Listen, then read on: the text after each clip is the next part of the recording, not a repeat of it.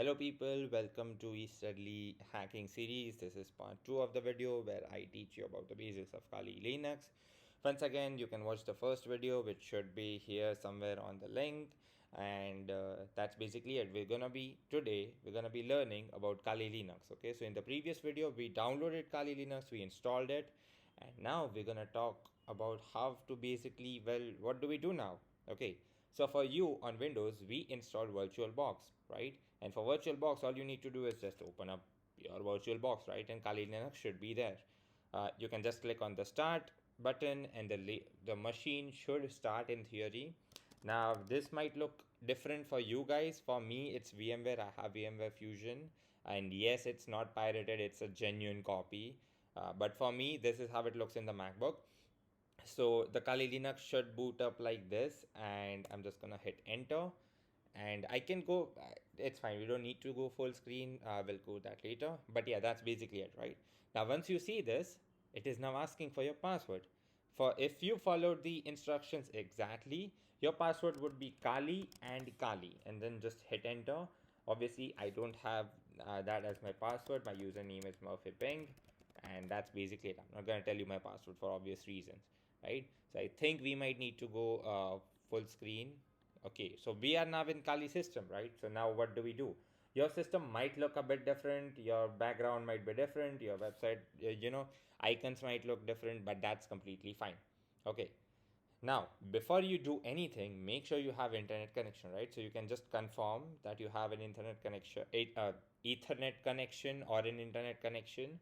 So your laptop can have Wi-Fi, and then that might show up as an Ethernet connection inside the Kali system, right? Once again, we're gonna open up terminal, so you can just go here and open up terminal. Now a terminal is basically how you will mostly interact with the Kali subsystem, right? Now if you are not equipped with terminal and have no idea what I'm talking about, we will discuss the basic commands in the next video. But for now, this is the terminal. There are a few commands that I need you to put in. I'm gonna try to increase the size of this. Okay, so the first command I want you to put in is ping and google.com. Now the reason we are doing this is just to confirm if we have internet, and if you get like success, if ICMP sequence 1234 and TT while and time in milliseconds, that means your internet is working. Now to stop this process, all you have to do is Control C. Okay, any process in any terminal in Kali, if you do Control C, it will stop. So I'm just gonna hit Control C and it stopped. Okay, that's I want you guys to remember that. So that's how you do that specific thing. Now once you have checked your internet, you need to update your system, right? You might have to update your system, and you might be thinking, wait, where's the big update button? So well, it turns out you cannot do updates like that in Kali, at least, right? So you might have to type out an entire command. Now if you just if you have read online tutorials, you might just do sudo apt update, right? Now if you do that, even if you have like the highest quality internet connection, the issue is the default repositories with the Kali update, they are really slow. So what I suggest doing is you just open up a browser in Kali, right, and just go to mirror script. So okay, so just type mirror script Kali update, just type that in DuckDuckGo or Google, and you will find this script. Okay, so it's by this person, Ice for Man. Okay, it's mirror script version 2. Now it has been forked from a different mirror script, but this is more than enough. All you have to do is just click on code. You just click here and copy it. Open up your terminal again. Now you just have to paste it. You can do right click and then paste clipboard, or you can do Control Shift V. Okay, there is no Control V. Control V wouldn't work. If I do Control V, it doesn't make sense. So all you have to do, and also there's no Control C because Control C is exiting out of a program, right? So Control Shift C is copy, Control Shift V is paste inside a terminal, right? So what I want you to do is type git clone, okay, and I want you to paste the link, which is Control plus Shift plus V, and that's how you paste it. Okay, once you hit enter, it will download the mirror script. I already have it, so it won't download it, but for you it will download it. Okay, now what I want you to do is go to you need to open up that folder, right? So once again, if this is not making sense to you, just copy and paste the command. You should be fine. So just type cd space mirror script version 2. So you just, so okay, how did I type it that fast? It's very easy. I just typed mir and then I just hit tab, the tab button, and it auto completed the specific thing, right? Now I hit enter. Now I'm inside the mirror script. Now I can type ls to see what is inside it. So there's a Python file and a readme file. We don't need to open up the readme file. All I'm gonna do is do sudo python 3 mirror script, and I'm just gonna hit tab so it will like autocomplete. Now this, at this point when you hit enter, it's gonna ask for your password, right? So in your case your password is Kali, but even if you type that password out, you might be thinking, hey, why is it not typing? Is something wrong?